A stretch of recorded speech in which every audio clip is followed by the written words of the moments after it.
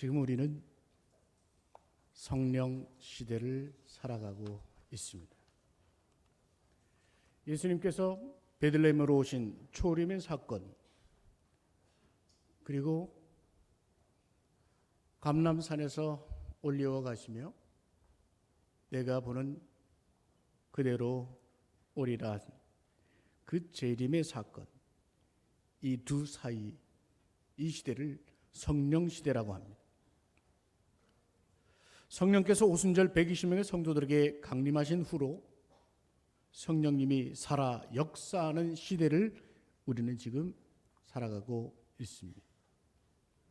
이 시대는 구약에 증거된 이야기들을 담고 있습니다.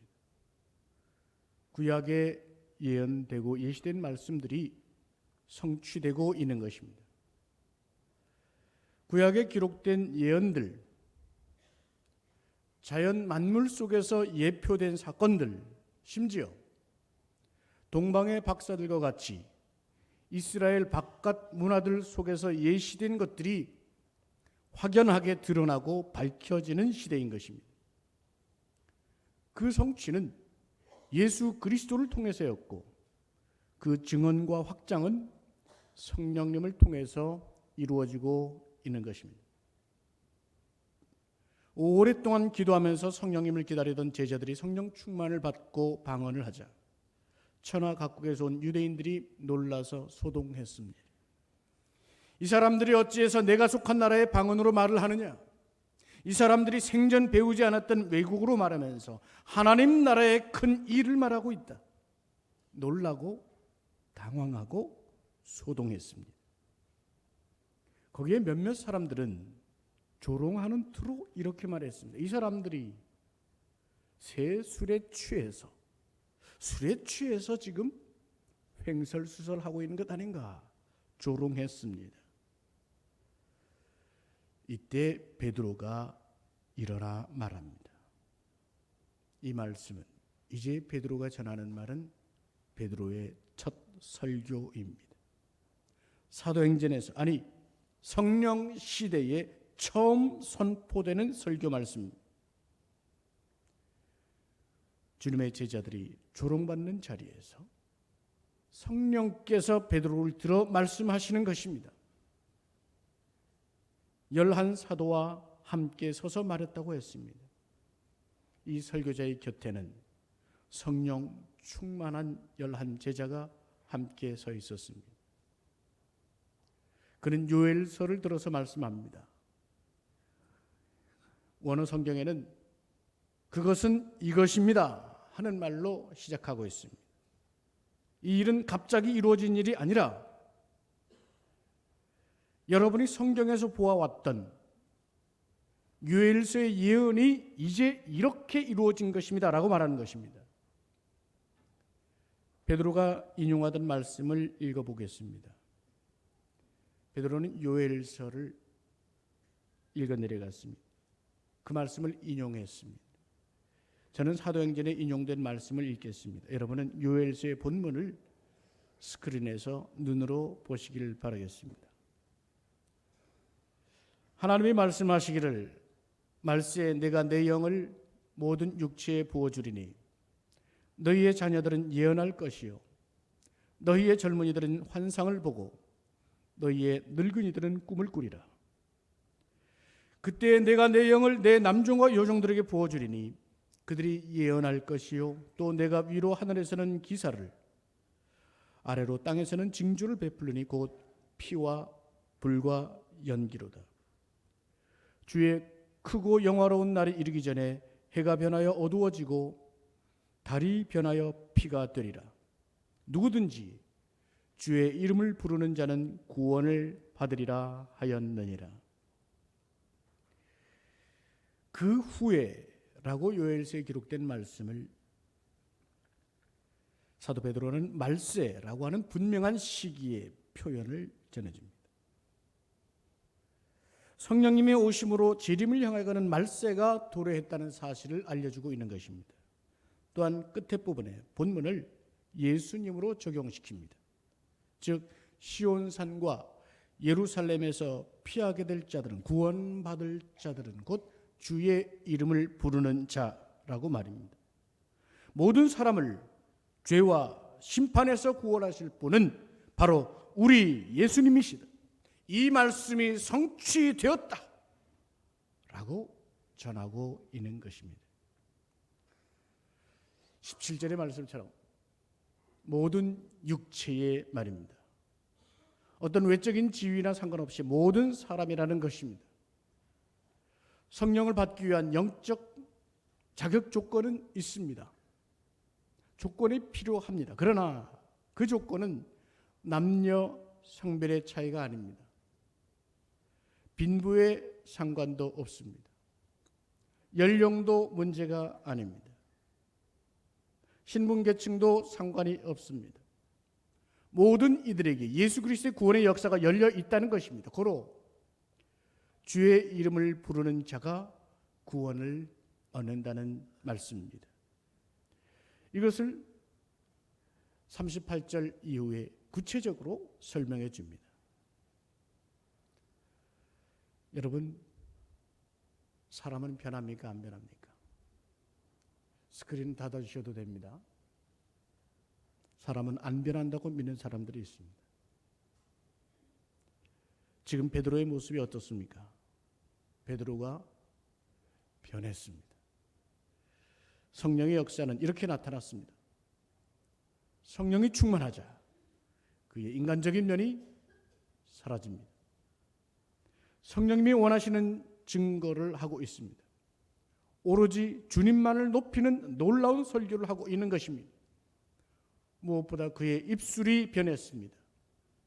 성령 충만의 역사 속에서 주님의 영광스러운 사역과 구원의 은총을 흐트러짐 없이 선포하고 있는 것입니다.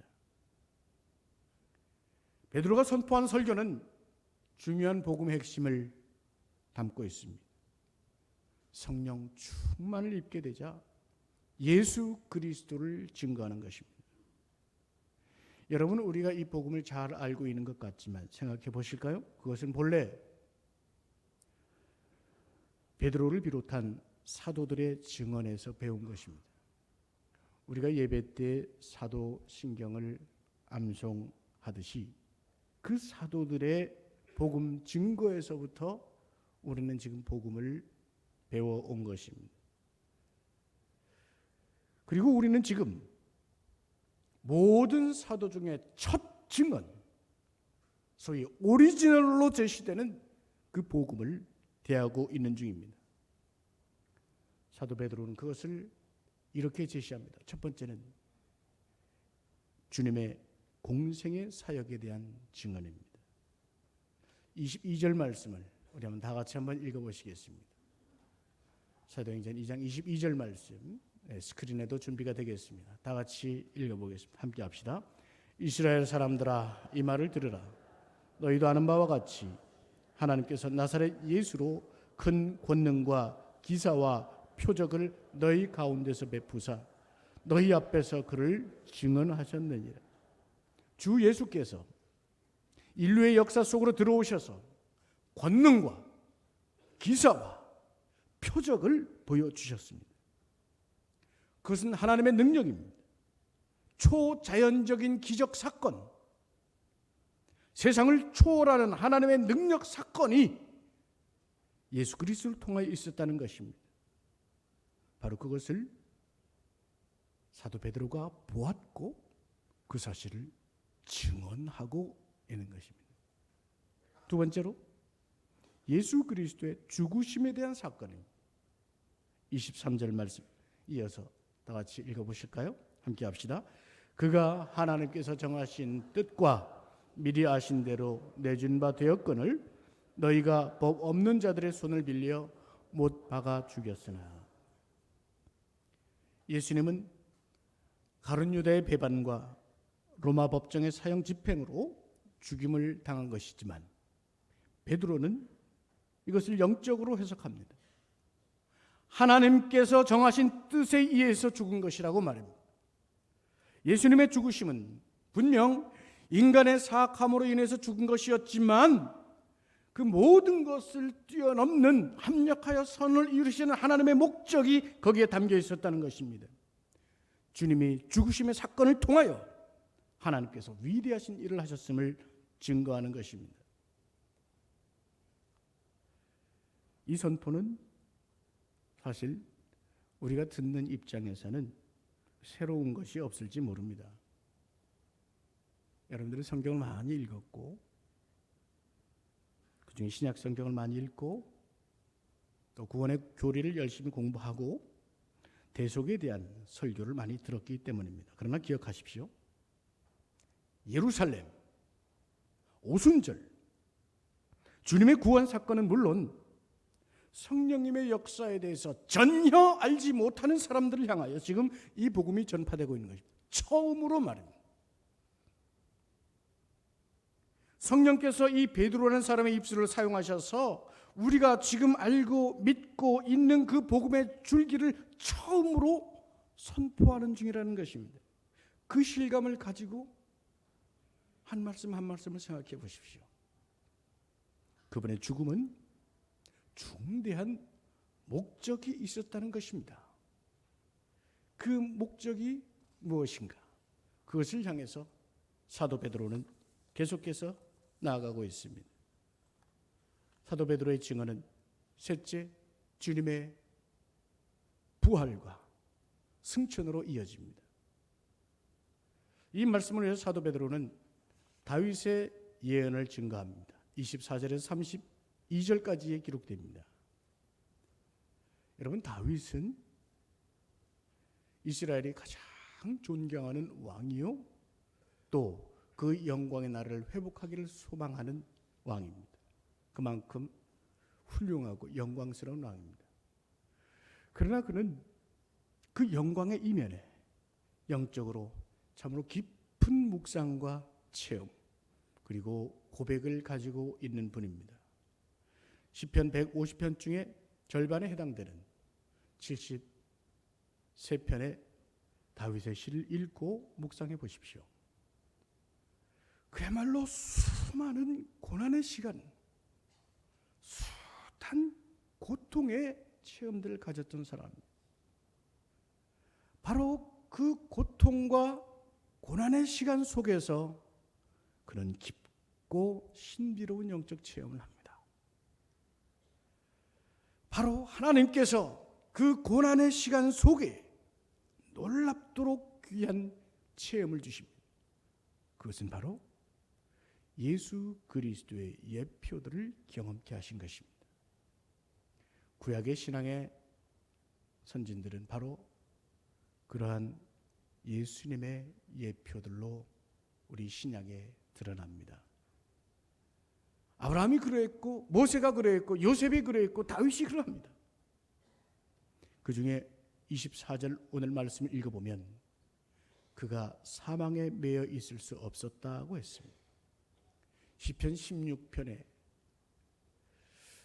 다윗은 이렇게 기록하고 있습니다. 이는 주께서 내 영혼을 수월에 버리지 아니하시며 주의 거룩한 자를 멸망시키지 않으실 것임이니이다. 베드로는 이 말씀을 인용하며 하나님께서 그를 살리셨다고 했습니다. 사람들은 그를 죽였지만 하나님은 그를 다시 살리셨으며 그를 사망의 고통에서 풀어내셨습니다. 다윗의 시를 인용하여 부활 사건이 구약 말씀의 성취임을 밝혀주는 것입니다. 그리고 한마디 더 합니다. 32절 말씀 다 같이 읽어보시겠습니다. 32절입니다. 이 예수를 하나님이 살리신지라 우리가 다 이 일의 증인이로다. 주님께서 죽으셨고 살아난 그 사건에 우리가 증인입니다. 우리가 보았습니다.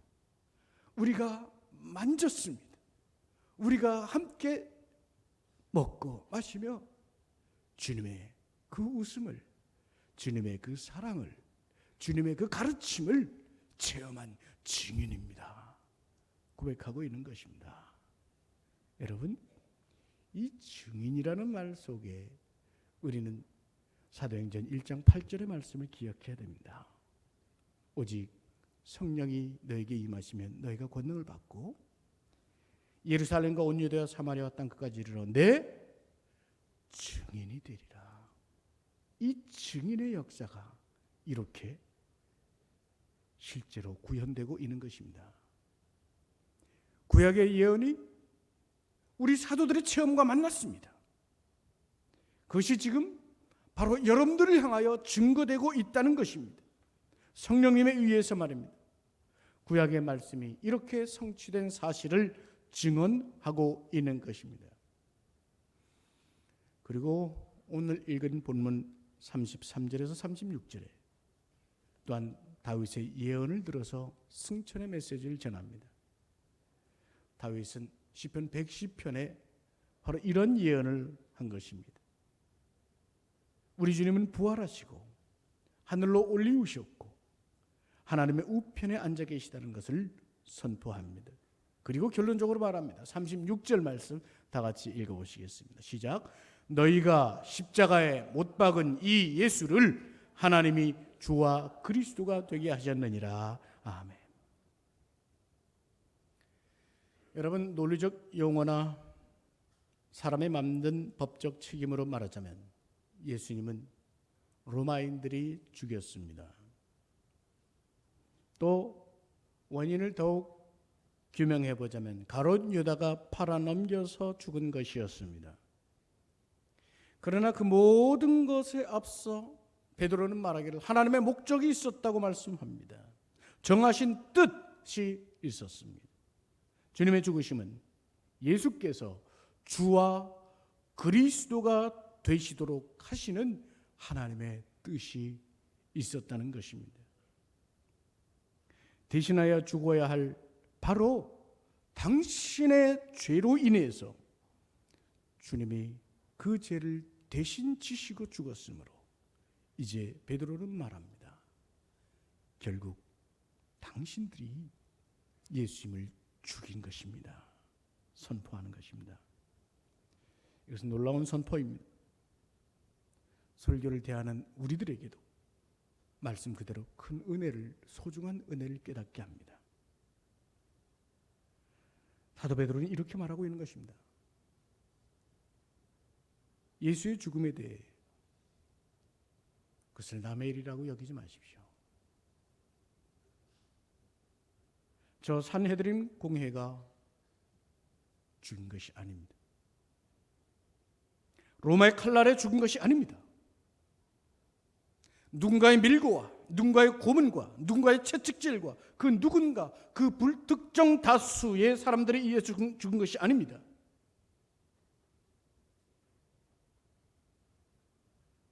심지어 당신의 옆 사람, 누군가 당신을 괴롭히고 있는 그 사람 때문에 죽은 것도 아닙니다. 저 사람이 잘못해서 주님이 대신 돌아가신 게 아니란 말입니다. 바로 당신이 죽인 겁니다. 당신을 살리기 위해 주님이 죽으셨으므로 당신이 그분을 십자가에 못 박아 죽인 것이 아니고 그 무엇입니까? 그리고 이어서 결론을 맺는 것입니다.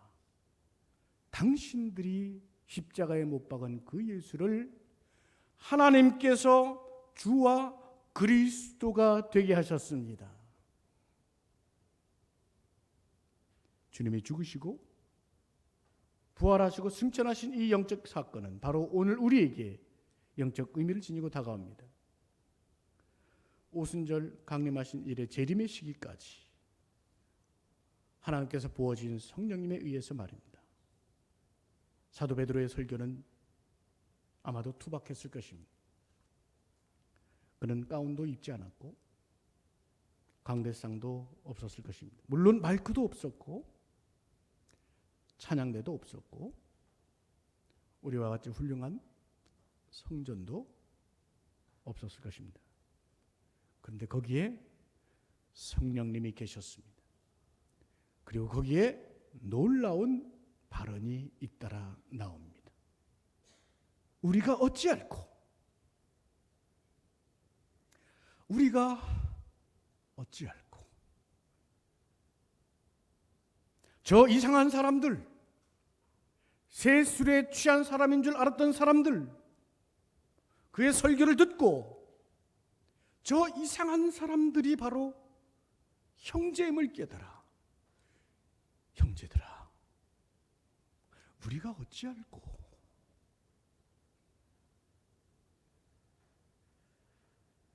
성령님이 말씀을 통하여 그 사람들을 만진 것입니다.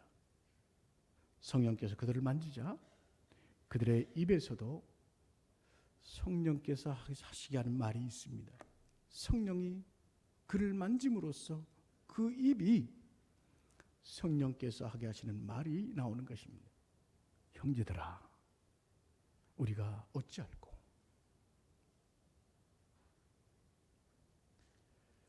성령님은 주님을 높이는 분입니다. 성령님은 주님을 선포합니다. 성령님은 주님을 만나도록 인도합니다. 그리고 성령님은 듣는 이의 마음을, 말씀을 듣는 이의 마음을 만지십니다. 예수 그리스도의 사건을 만나게 하십니다. 깨닫게 하십니다. 여러분, 예수 그리스도의 사건은 머리로 때때로 알아야 할 때가 있습니다. 신학 서적을 읽고 성경을 분석적으로 공부해야 할 때가 있습니다. 그러나 그리스도의 사건이 선포될 때 성령의 역사는 그의 머리를 통과하여 그의 가슴을 만집니다. 그의 영혼을 만집니다. 머리로 끝나는 사건이 아니라 가슴이 뜨거워지는 사건인 것입니다. 엠마오로 가던 제자들이 주님을 만나고 주님께서 말씀을 풀어주실 때 그들의 간증이 무엇입니까? 가슴이 뜨겁지 아니하더니.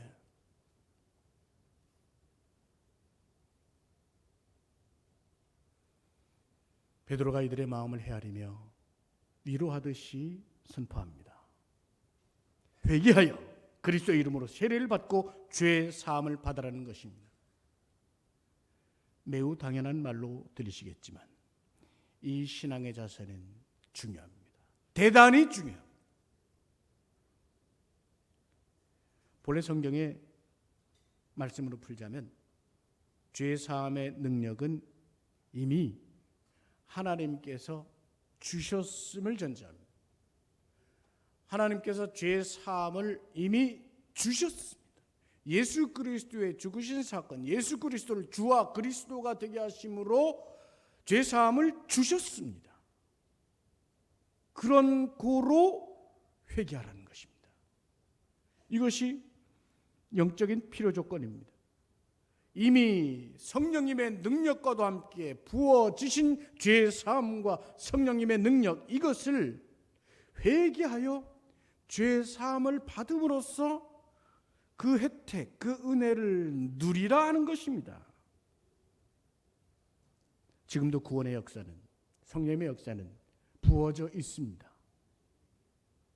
그것을 마치 우산을 받쳐들고 가리는 불신의 사람들이 있습니다. 성령의 역사는 부어져 있습니다. 그것을 거부하고 그것을 회방하지 않는 자는 회개하여 죄 사함의 은혜를 받고 그리하여 성령의 선물을 받으라 사도 베드로는 선포해주고 있습니다. 이것이 바로 내 가슴과 영혼의 고백으로 분명해야 되겠습니다. 이것이 그리스도인이 가져야 될 근본적 신앙 고백이지만 가장 중요한 또한 신앙의 핵심입니다. 바로 그 고백과 그 믿음의 자리에 성령님이 선물로 오신다고 했기 때문입니다. 성령님의 역사는 이렇게 베드로의 첫 설교를 통해서 이 이방에서 온 유대인들에게 전해졌습니다.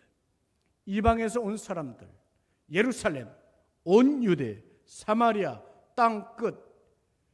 사도행전은 1장 8절에 기록된 그 말씀처럼 이렇게 퍼져나가는, 확장되어 나가는 성령님의 역사를 하나하나 우리에게 보여줄 것입니다.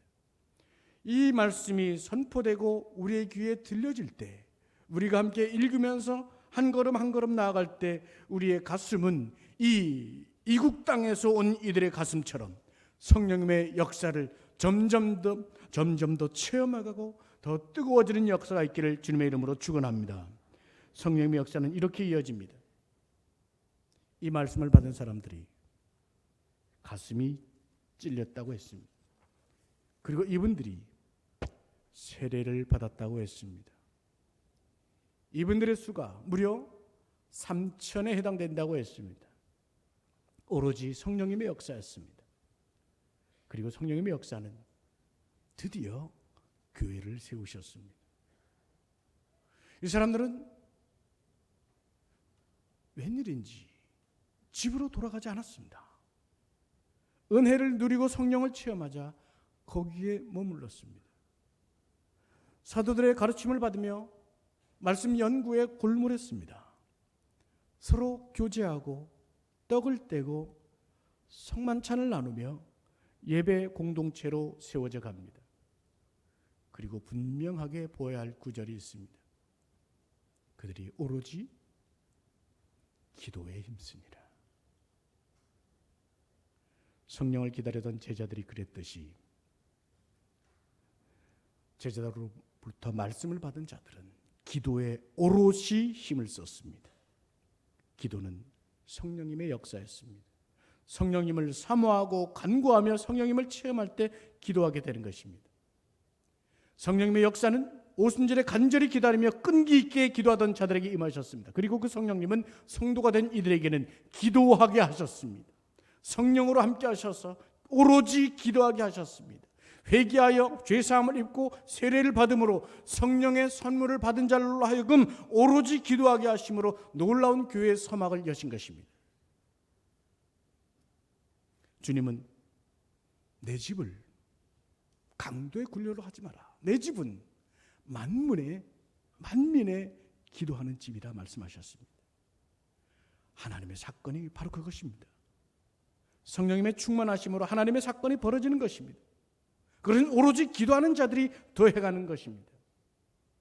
우리는 오늘 본문 말씀을 읽을 때 그 수가 3,000이나 더하더라 하는 말에 귀가 솔깃하고 눈이 많이 갑니다.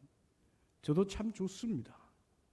그러나 오늘 우리는 성령을 받은 사람들이 오로지 기도하기를 힘쓰니라.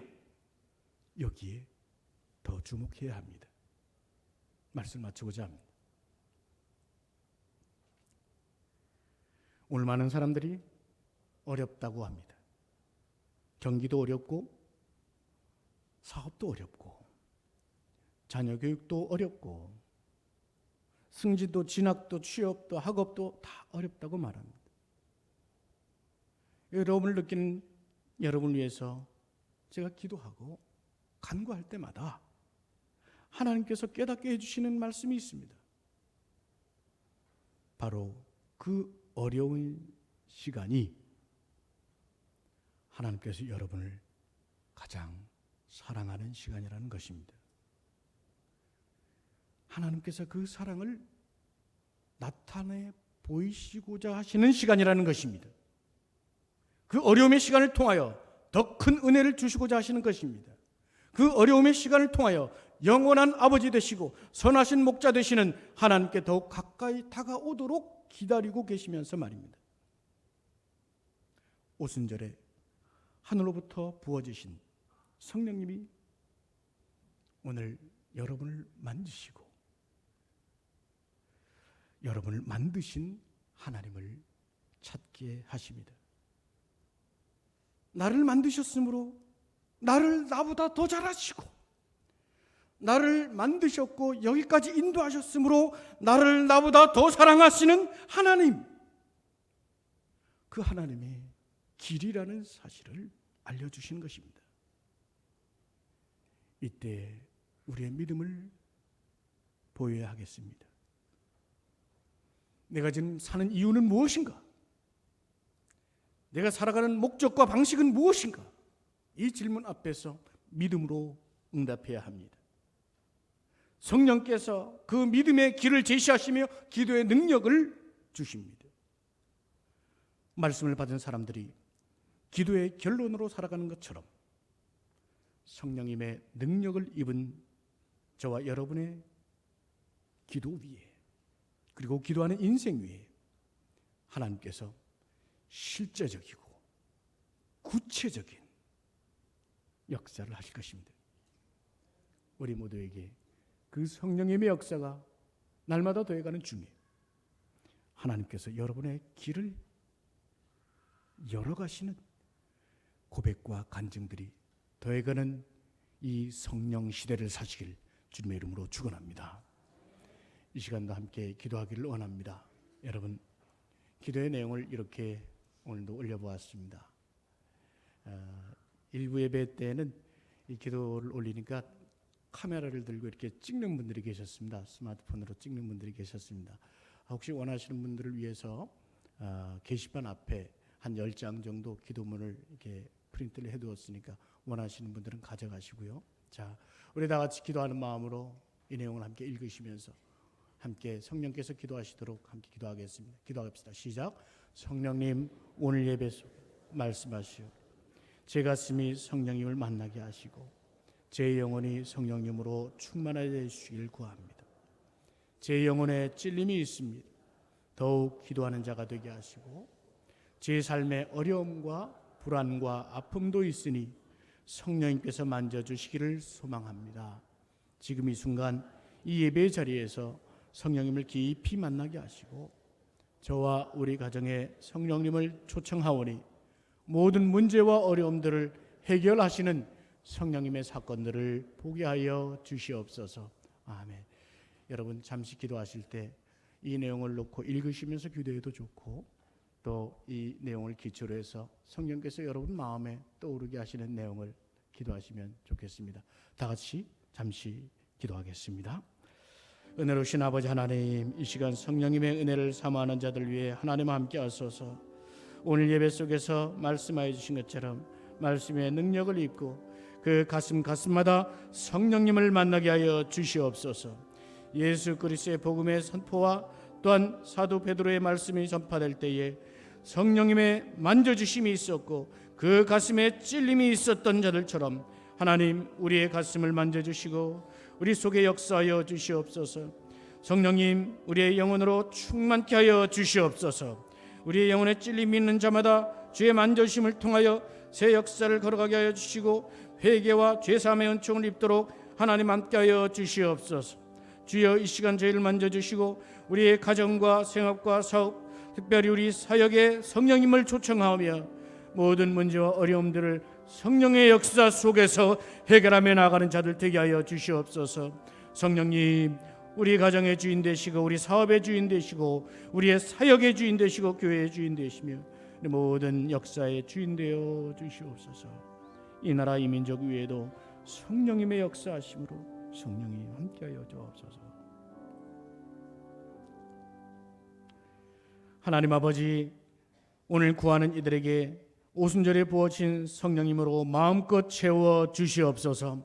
말할 수 없는 고독과 혹은 남모르는 아픔과 혹은 눈물 흘리는 밤과 불면의 밤들을 성령께서 치유하여 주시옵소서. 나 혼자서는 해결할 수 없는 문제를 부여안고 성령님께 기도할 때 성령님 해결하여 주시옵소서. 우리의 육아 문제도, 우리의 자녀 교육 문제도, 우리의 버거운 모든 일들, 사업과 직장과 학업, 또 취업과 결혼의 문제도, 주님, 우리 건강의 문제들도 성령님께 맡기오니 성령께서 역사하여 주시옵소서. 만지시고 일하심으로 살아나는 역사들이 우리 성도들에게 있게 하여 주시옵소서.